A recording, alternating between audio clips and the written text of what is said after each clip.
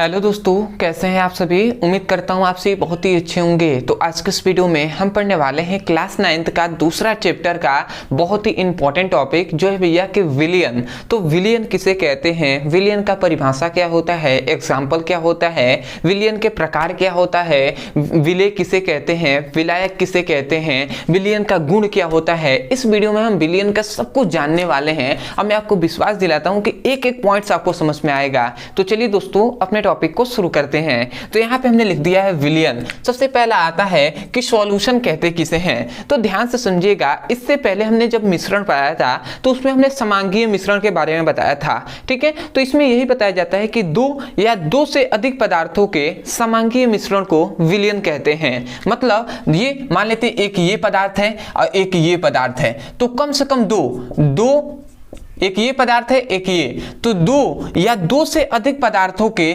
समांगीय मिश्रण को, कैसा मिश्रण होना चाहिए, समांगीय मिश्रण को हम क्या कहते हैं भैया, विलियन कहते हैं। मतलब दो या दो से अधिक पदार्थों के समांगीय मिश्रण को विलियन कहते हैं। तो अब आपका एक क्वेश्चन आ रहा होगा, तो डेफिनेशन तो हमें समझ में आ गया, परंतु समांगीय मिश्रण क्या होता है ये हम समझेंगे तब तो हमें पता चलेगा ना पूरा डिटेल में। नहीं तो डेफिनेशन तो ऐसा याद ही हो गया कि दो या दो से अधिक प्रकार के, मतलब दो या दो से अधिक प्रकार के समांगीय मिश्रण को विलियन कहते हैं। परंतु समांगीय मिश्रण क्या है, तो हमने पूरा डिटेल में आपको अच्छे से उसमें बताया था जब मिश्रण पढ़ाया था।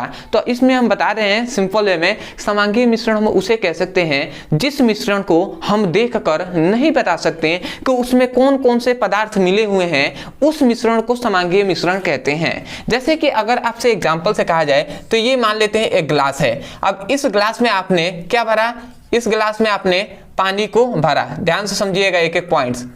इस ग्लास में आपने क्या भरा, पानी। अब पानी के साथ आपने चीनी मिला दिया और एक गिलास और आपने लिया और इस गिलास में आपने पानी लिया, इसमें आपने नमक को मिला दिया। किसको मिलाया, नमक को।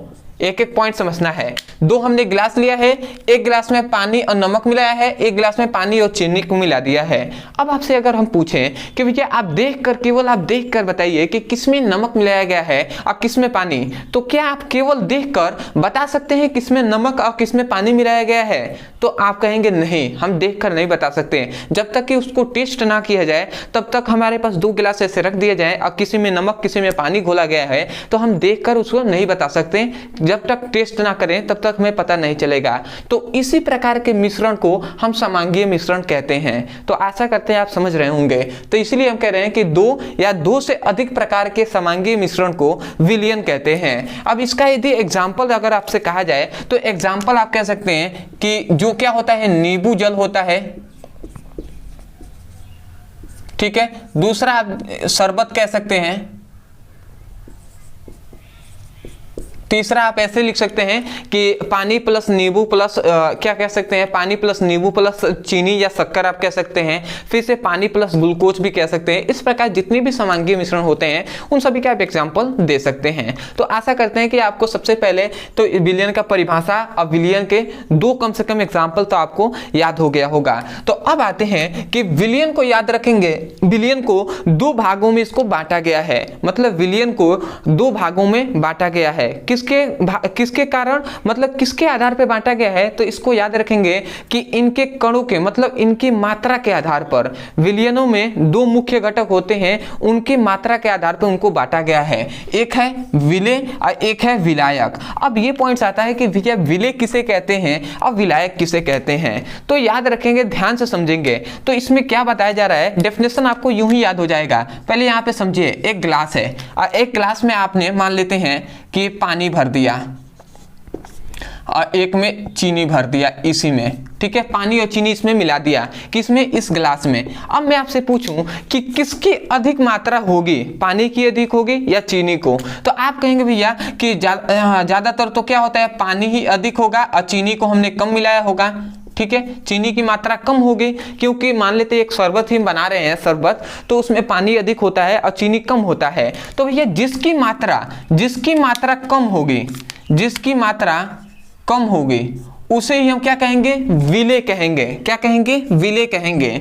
मतलब किसी विलियन में किसी विलयन में उपस्थित घटक, किसी विलयन में जो घटक कम मात्रा में होता है, मतलब किसी विलयन में जो घटक कम मात्रा में होता है उसे विलय कहते हैं। तो आशा करते हैं आप समझ रहे होंगे। तो इसलिए हमने यहाँ पे लिखा है किसी विलयन में उपस्थित वह घटक जो कम मात्रा में होता है, जो कम मात्रा में होता है उसे हम क्या कहते हैं, विलय कहते हैं। तो आशा करते हैं कि आपको समझ में आ रहा होगा। आप इस प्रकार बोल सकते हैं किसी विलयन में जो घटक कम मात्रा में होता है उसे हम विलय कहते हैं, और जस्ट इसके अपोजिट जो अधिक मात्रा में होता है, जो अधिक मात्रा में उसे क्या कहते हैं भैया, विलायक कहते हैं। तो आशा करते हैं आप समझ रहे होंगे। तो इसको आप क्या कह सकते हैं कि ऐसा विलयन, मतलब वह विलयन जिसमें जो क्या होता है, घटक होता है वो अधिक होता है, उसे हम क्या कहते हैं, विलायक कहते हैं। इसका हमने डेफिनेशन भी लिखा है कि किसी विलयन में उपस्थित, किसी भी विलयन में उपस्थित जो घटक अधिक मात्रा में होता है, जो घटक अधिक मात्रा में होता है उसे हम क्या कहते हैं, विलायक कहते हैं। तो आशा करते हैं आपको समझ में आ गया होगा। तो इसका आप दे सकते हैं चीनी दे देंगे, नमक दे देंगे, ठीक है, और इसका पानी आप दे सकते हैं, अदरवाइज और भी आप दे सकते हैं, ठीक है। अगला आता है इसका गुण। तो भैया इसका गुण क्या होगा, किसका गुण, तो हम बोल रहे हैं विलयन का गुण। तो विलयन का गुण हमने यहाँ पे 5 ठो लिखा हुआ है, एक एक करके समझ लेते हैं। सबसे पहला आता है कि जो विलयन होता है वो समांगीय मिश्रण होता है। तो इसके परिभाषा से ही हमने जान लिया है कि जो विलयन होता है वो एक प्रकार का समांगीय मिश्रण होता है, ठीक है, मतलब जिसको देखकर हम नहीं बता सकते। दूसरा होता है इनके कणों का व्यास जो होता है वो 1 नैनोमीटर से कम होता है। 1 नैनोमीटर से कम होने का मतलब कि बहुत ही छोटा होता है, मतलब इतना छोटा होता है कि उसको अपने नग्न आंखों से भी हम नहीं देख सकते हैं। तो इसीलिए इसका तीसरा गुण हो जाएगा कि इसके कणों को नग्न आंखों से, नग्न मतलब अपने सामान्य आंखों से हम इसको नहीं देख सकते हैं। तो आशा करते हैं 3 पॉइंट्स आपको समझ में आ गए होंगे। चौथा है कि विलयन के कण प्रकाश किरणों को क्या करते हैं, प्रकाश किरणों को नहीं फैलाते हैं। मतलब इसमें क्या कहा गया कि मान लेते हैं एक गिलास में आपने विलयन रखा हुआ है, मतलब मान लेते हैं कि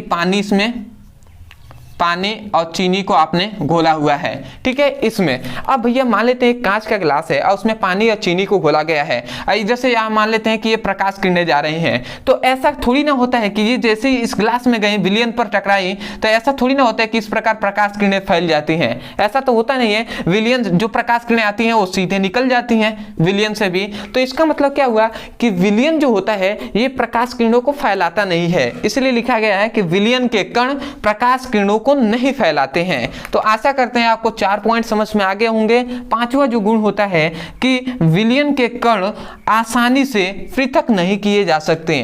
मतलब इसमें क्या कहा गया कि जो विलयन के कण होते हैं उसको आसानी से अलग नहीं कर सकते। जैसे पानी और चीनी में, मतलब पानी में आपने चीनी तो मिला दिया तो ये एक विलयन बन गया, परंतु अगर हम चाहें फिर से कि चीनी को बाहर निकाल दें तो ये आसानी से पॉसिबल नहीं है, उसके लिए प्रक्रिया करना पड़ेगा, ठीक है, उसके बाद वो निकलेगा। परंतु यदि वो विषमांगी मिश्रण हो, जैसे कि पानी में आपने बालू मिला दिया, तो उसको आसानी से आप निकाल सकते हैं। तो आशा करते हैं आप समझ रहे होंगे। तो आशा करते हैं कि हमने जो आपसे कहा था कि विलयन क्या होते हैं, विलयन के 2 घटक, विलय और विलायक, और विलयन का गुण, ये सब कुछ आपको अच्छे से समझ में आ गया होगा। तो मैं यही कहूंगा यदि आपको समझ में आया है तब जाकर आप चैनल को सब्सक्राइब कर लीजिएगा। अदरवाइज आपसे एक रिक्वेस्ट है कि आप प्लेलिस्ट के अनुसार पढ़ाई कीजिए। यदि आप क्लास 9th का फिजिक्स और केमिस्ट्री का चैप्टर वाइज सीक्वेंस में एक एक करके वीडियो को पढ़ना चाहते हैं तो आप या तो हमारे चैनल के प्लेलिस्ट में चले जाइए, वहां से सीक्वेंस में एक एक करके वीडियो को पढ़ते हुए आएंगे तो आपको सभी टॉपिक समझ में आएंगे।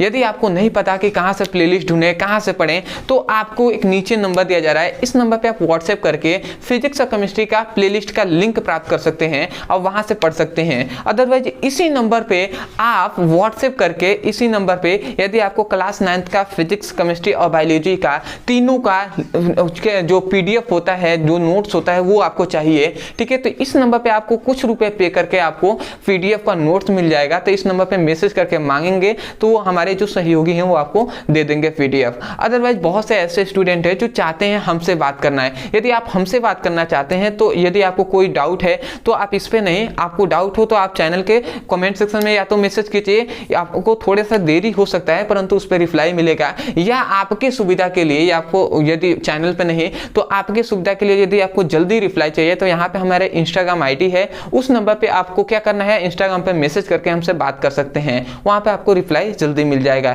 तो आशा करते हैं आप समझ गए होंगे। तो चलिए दोस्तों, आज के लिए इतना ही, मिलते हैं एक नए टॉपिक के साथ, तब तक के लिए धन्यवाद। जय हिंद, जय भारत।